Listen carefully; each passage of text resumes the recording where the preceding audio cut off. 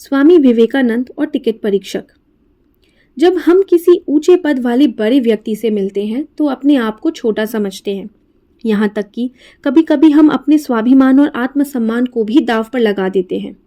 School college में कोई हमसे अधिक बुद्धिमान अथवा प्रतिभा संपन्न छात्र होता है तो उसके सामने हम स्वयं को छोटा समझते हैं, अपने आत्मसम्मान की रक्षा नहीं कर पाते।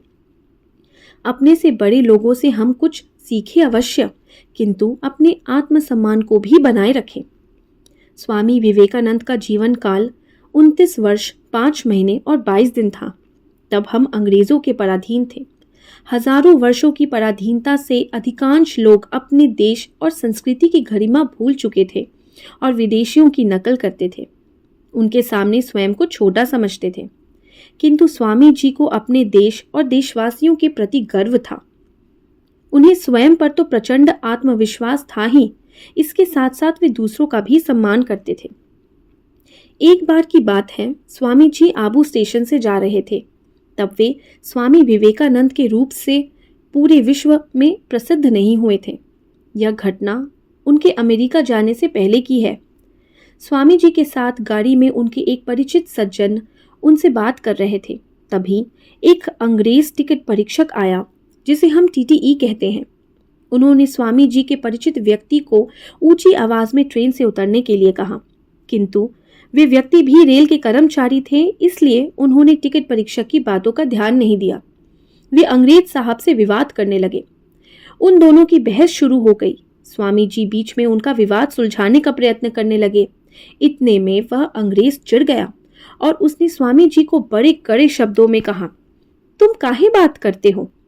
उन अंग्रेज को लगा कि ये कोई साधारण से घुमक्कर साधु होंगे, थोड़ा डांटेंगे तो चुप हो जाएंगे। इसलिए उन्होंने अपनी टूटी फूटी हिंदी भाषा में स्वामी जी को डांटना शुरू किया।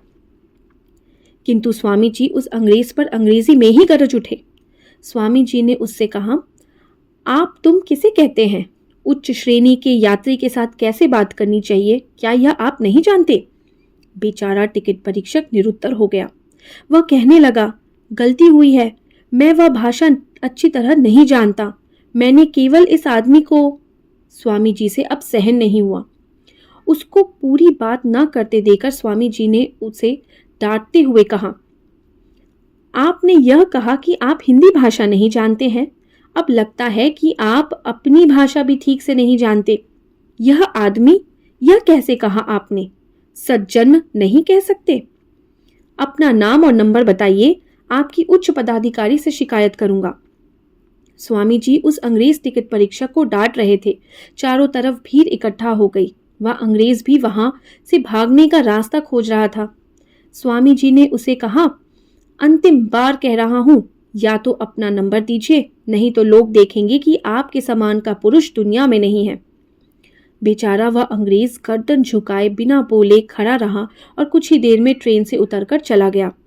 उस गोरे साहब के चले जाने पर स्वामी जी ने अपने साथ आए हुए एक अन्य परिचित व्यक्ति से कहा, यूरोपियनों के साथ व्यवहार करते समय हम लोगों को क्या करना चाहिए देखते हो? इसी आत्मसम्मान का ज्ञान रखना। हम कौन हैं, किस मर्यादा के लोग हैं, इसे बिना समझकर आचरण करने पर लोग हमारी गर्दन पर चढ़ जाते हैं। दूसरों के सामने अपनी मर्यादा की रक्षा करनी चाहिए।